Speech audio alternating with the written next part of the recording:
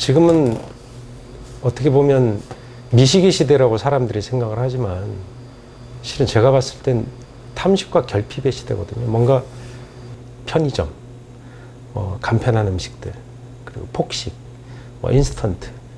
그리고 생각해 보세요. 저는 공부하는 학생들의 모습을 보면 그 아이들의 공부하는 학생들의 학습에 대한 그런 장면들이 보여지는 게 아니라 편의점에서 라면을 먹는 장면들을 많이 보게 되거든요.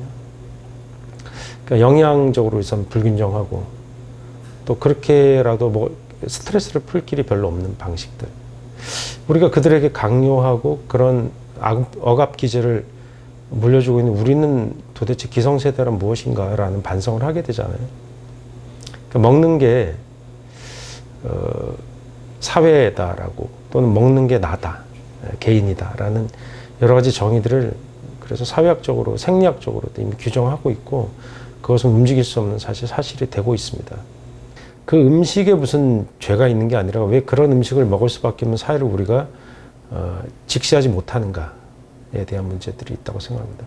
우리가 어떤 음식을 먹어야 된다는 철학이 바로 그런 주장과 철학에 대한 많은 사람들의 공감, 그것이 분명한 사실이라는 동조, 이런 것들이 필요한데 그런 목소리는 상당히 적어요. 그냥 쾌락의 일면도로 그냥 음식이 다뤄지죠.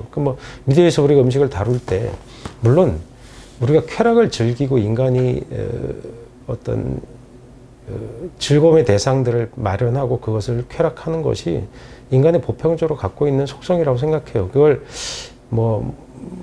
무비판적으로 그것을 억제해야 된다든가 이렇게 하는 건 그런 수도적인 태도를 사람이 요구하는 건 아니죠. 그런 음식도 먹고 술도 마실 수도 있고 어떤 음식 또 달고 자극적인 맵고 또 인스턴트하며 또 기름기가 많고 고기 이런 것들을 먹을 수 있다고 저는 생각해요. 먹는 상황들이 그럼 과연 온당한가에 대해서 우리는 너무 무비판적으로 그 상황들을 노출시키고 있다는 게 제 문제라고 생각해요. 해먹지 않은 사 먹는 음식, 배달받는 음식, 혼자 먹는 음식. 혼자 먹는 게 한때 문제가 됐었는데 혼자 먹는 게 그 혼자 먹는 즐거움이 사실 있어요. 근데 그것이 일상적이라는 건 또는 내가 혼자 먹고 싶지 않은데 혼자 먹는 건 문제가 있는 거죠. 음식을 보면 우리 사회가 어떻게 굴러가고 있다는 걸 드러내고 있죠. 우리가 이대로 이렇게 먹고 있는 그것이 영양적으로 첨가물의 문제냐, GMO의 문제냐, 유기농이냐 아니냐, 이런 문제가 아니라는 생각입니다. 소외의 문제라고 생각합니다. 소외와 단독자들의 문제들. 농부는 생산했지만 거기서 소외되고 만드는 사람들은 내가 뭘 만드는지 모르지만 만든 사람과 먹는 사람의 관계에 저로 접점이 없어요. 가족이 하는 식사가 아니니까.